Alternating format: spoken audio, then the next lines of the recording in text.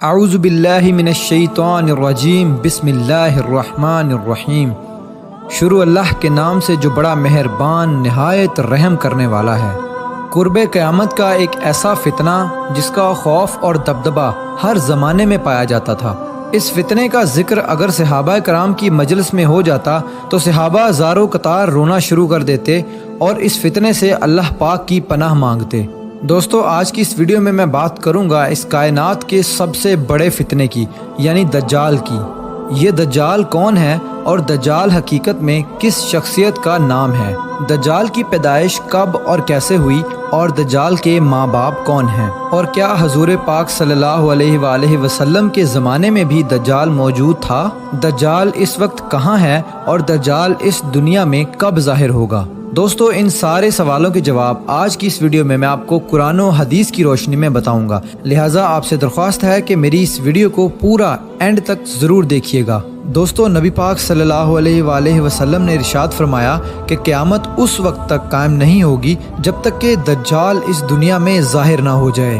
دجال کی ظاہری نشانیاں اور شکل و صورت کے بارے میں نبی پاک صلی اللہ علیہ وآلہ وسلم نے ارشاد فرمایا کہ دجال چھوٹے قد کا ہوگا اور وہ بدصورت ہوگا، اور وہ ایک آنکھ سے اندھا ہوگا اور اس کے دونوں پاؤں ٹیڑھے ہوں گے، اور اس کے جسم میں بہت زیادہ بال ہوں گے، اس کے سر کے بال گھنگریالے ہوں گے اور اس کا رنگ سرخ یا گندمی ہوگا، اور اس کی ناک طوطے کی چونچ جیسی ہوگی۔ اور دجال کی سب سے واضح نشانی یہ ہوگی کہ اس کے ماتھے پر کاف فا را لکھا ہوگا، جس کو ہر مسلمان پڑھ لے گا، چاہے وہ پڑھا لکھا ہو یا پھر ان پڑھ ہو، لیکن کافر اور فاسق لوگ اس کو نہ پڑھ سکیں گے۔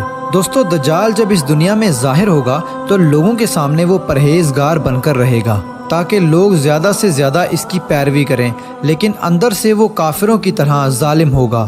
دجال سب سے پہلے نبوت کا دعویٰ کرے گا، جب اس کے ماننے والوں کی تعداد زیادہ ہو جائے گی تو اس کے بعد یہ خدائی کا دعویٰ کر دے گا۔ دجال ایک بہت بڑی سواری پر سوار ہو کر پوری روئے زمین پر گردش کرے گا۔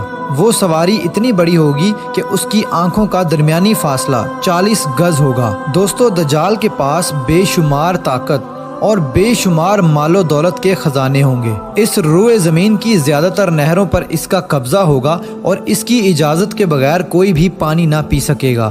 یہ لوگوں کو گمراہ کرنے کے لیے طرح طرح کی شودہ بازیاں دکھائے گا۔ یہ آسمان کو حکم دے گا تو وہ بارش برسائے گا، یہ زمین کو حکم دے گا تو وہ سبزہ اگائے گی۔ اس وقت دجال اپنے آپ کو خدا کہے گا۔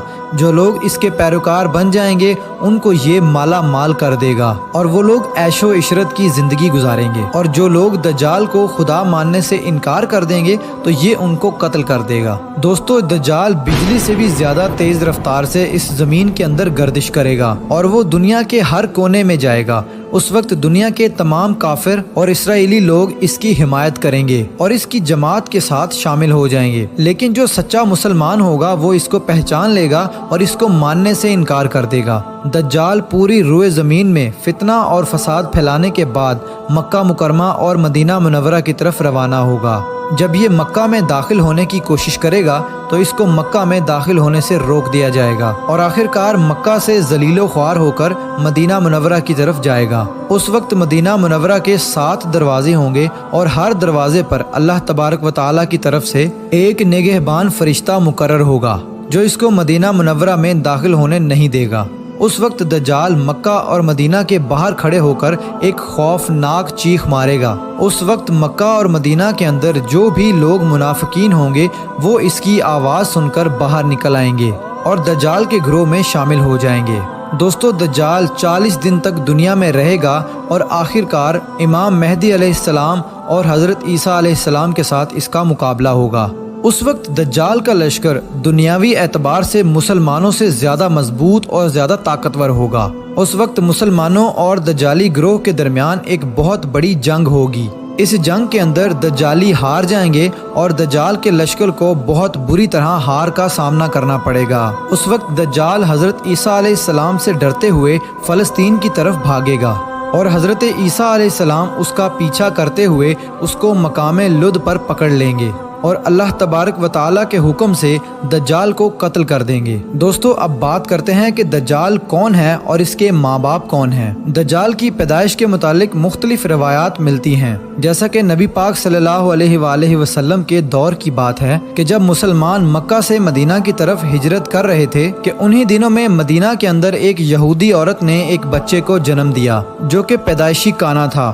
پیدائش کے اعتبار سے یہ بچہ بہت عجیب و غریب تھا۔ بچپن میں یہ بچہ مدینے کے اندر بچوں کے ساتھ کھیلا کرتا تھا اور آہستہ آہستہ یہ بچہ مدینے کے اندر مشہور ہونے لگا اور مدینے کے اندر اس نے اپنے اوپر وحی آنے کا دعویٰ کر دیا اور یہ بچہ لوگوں کے ساتھ عجیب و غریب اور پر اسرار باتیں کرنے لگا۔ جب اس کی ماں کو یہ علم ہوا تو اس کی ماں حضور پاک صلی اللہ علیہ وآلہ وسلم کی خدمت میں آئی اور اپنے بیٹے کا سارا حال نبی پاک صلی اللہ علیہ وآلہ وسلم کو بتایا، اور اس بچے کی ماں حضرت محمد صلی اللہ علیہ وآلہ وسلم سے گزارش کرنے لگی کہ آپ اس بچے کا معائنہ کریں کہ یہ کیا کر رہا ہے۔ ایک دن آپ صلی اللہ علیہ وآلہ وسلم صحابہ کرام کے ہمراہ اس بچے کا معائنہ کرنے کے لیے اس کے گھر کی طرف روانہ ہوئے تو آپ نے رستے میں اس بچے کو انصاری بچوں کے ساتھ کھیلتے ہوئے دیکھا۔ اس بچے کا نام ابن سیاد تھا۔ اس وقت آپ صلی اللہ علیہ وآلہ وسلم کے ساتھ عمر بن خطاب رضی اللہ تعالی عنہ اور دیگر صحابہ کرام بھی موجود تھے۔ اس وقت ابن سیاد بلوغت کے قریب تھا لیکن جوان نہیں ہوا تھا۔ آپ صلی اللہ علیہ وآلہ وسلم اس کے قریب گئے لیکن اس کو پتہ نہ چلا تو آپ صلی اللہ علیہ وآلہ وسلم نے اس کی کمر پر ایک ضرب لگائی اور ابن سیاد سے فرمایا کہ کیا تم گواہی دیتے ہو کہ میں اللہ کا رسول ہوں؟ تو ابن سیاد نے آپ صلی اللہ علیہ وآلہ وسلم کی طرف دیکھا اور کہا کہ میں گواہی دیتا ہوں کہ آپ اللہ کے رسول ہیں۔ پھر ابن سیاد نے آپ صلی اللہ علیہ وآلہ وسلم سے کہا کہ کیا آپ گواہی دیتے ہیں کہ میں اللہ کا رسول ہوں؟ تو آپ صلی اللہ علیہ وآلہ وسلم نے ابن سیاد کو چھوڑ دیا اور فرمایا کہ میں اللہ اور اس کے رسولوں پر ایمان لایا۔ اس کے بعد آپ صلی اللہ علیہ وآلہ وسلم نے ابن سیاد سے پوچھا کہ تو کیا دیکھتا ہے؟ تو ابن سیاد نے کہا کہ میں سمندر پر عرش دیکھتا ہوں۔ تو اس وقت آپ صلی اللہ علیہ وآلہ وسلم نے ارشاد فرمایا کہ وہ ابلیس کی چال ہے۔ تو اس وقت ابن سیاد نے حضرت محمد صلی اللہ علیہ وآلہ وسلم کو بتایا کہ میرے پاس سچی اور جھوٹی خبریں آتی ہیں۔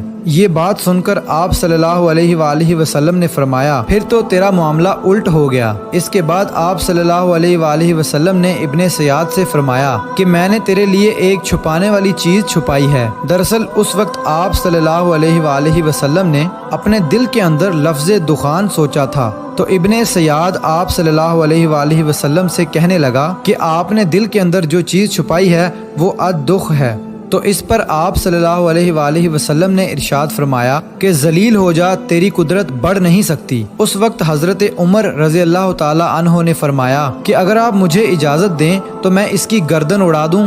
اس وقت آپ صلی اللہ علیہ وآلہ وسلم نے ارشاد فرمایا کہ اسے چھوڑ دو، کہ اگر تو یہ سچا ہے تو اسے قتل نہیں کر سکتا، اور اگر یہ جھوٹا ہے تو اسے قتل کرنے میں کوئی بھلائی نہیں۔ دوستو مدینے کے لوگ ابن سیاد کے بارے میں کہا کرتے تھے کہ بعض شیاطین اس کے پاس آتے تھے جو اسے عرش الہی کی خبریں دیا کرتے تھے، جبکہ آپ صلی اللہ علیہ وآلہ وسلم نے ابن سیاد کے بارے میں سکونت اختیار کی ہے، کیونکہ آپ صلی اللہ علیہ وآلہ وسلم کی طرف یہ وحی نہیں کی گئی کہ ابن سیاد کی حقیقت کیا ہے، جبکہ بعض لوگ ابن سیاد کو ہی دجال مانتے ہیں، اور چند صحابہ کرام کا خیال بھی یہی تھا۔ اور ایک دوسری روایت میں ملتا ہے کہ حضرت عمر رضی اللہ تعالی عنہ آپ صلی اللہ علیہ وآلہ وسلم کے سامنے ابن سیاد کو دجال کہا کرتے تھے، لیکن آپ صلی اللہ علیہ وآلہ وسلم نہ ہی اس بات کا اقرار کرتے اور نہ ہی انکار کرتے۔ دوستو ابن سیاد کے اندر ایسی بہت ساری نشانیاں موجود تھی جو کہ ہو بہو دجال کی نشانیاں تھی۔ یہی وجہ ہے کہ اس دور کے اندر صحابہ کرام بھی ابن سیاد کو دجال کہا کرتے تھے، اور بعض مفسرین کا یہ کہنا ہے کہ ابن سیاد ہی وہ شخص ہے جو قیامت کے قریب دجال بن کر ظاہر ہوگا۔ حضرت ابو سعید خدری رضی اللہ تعالی عنہ بیان کرتے ہیں کہ ابن سیاد مجھ سے کہنے لگا کہ میں دجال کے ماں باپ کو بھی جانتا ہوں، اور दज्जाल को भी जानता हूँ। तो उस वक्त हजरत अबू सईद खुजरी रज़ी अल्लाह ताला अन्हो ने इब्ने सय्याद से कहा कि क्या तू इस बात को पसंद करता है कि तू ही दज्जाल हो? तो उस वक्त इब्ने सय्याद ने कहा कि अगर मुझे दज्जाल बनाया गया तो मैं इस बात को नापसंद नहीं करूँगा कि मैं दज्जाल बनूँ, यानी कि मैं दज्जाल बनना पसंद करूँगा। दोस्तों, बाज़ मुफस्सरीन का कहना है कि इब्ने सय्याद दज्जाल नहीं है, क्योंकि ये बाद में आप सल्लल्लाहु अलैहि वसल्लम पर ईमान ले आया था, बल्कि दज्जाल हज़रत सुलेमान अलैहिस्सलाम के दौर में जिन्नात और इंसानों के मिलाप से पैदा हुआ था और उसके माँ बाप को कत्ल कर दिया गया था और दज्जाल को एक जजीरे के अंदर कैद कर दिया गया। और इंसानों और जिन्नात के मिलाप से पैदा होने वाला बच्चा यानी कि दज्जाल आज भी उसी जजीरे पर कैद है और उसके साथ साथ शैतान उसको हर बात की वहीं पर खबर देते हैं। दज्जाल की पैदाइश के बारे में हजरत इमाम ज़रकारी रहमतुल्लाह अलैह बयान करते हैं कि दज्जाल वो फितना है जिसको अल्लाह तबारक व तआला ने उस वक्त पैदा फरमाया जिस वक्त हजरत आदम अलैहिस्सलाम को जन्नत से निकाला गया था और दज्जाल को बिना माँ बाप के पैदा किया गया। दोस्तों, हकीकत तो ये है कि दज्जाल क़यामत के करीब ज़ाहिर होगा और उसकी जो जो निशानियां होंगी वो आप सल्लल्लाहु अलैहि वसल्लम की अहादीस में वाज़े तौर पर मिल जाती हैं। लेकिन ये दज्जाल कहाँ है और ये कहाँ से आया और ये कैसे पैदा हुआ और इसके माँ बाप हकीकी तौर पर कौन हैं, इसके बारे में किसी को कोई इल्म नहीं है।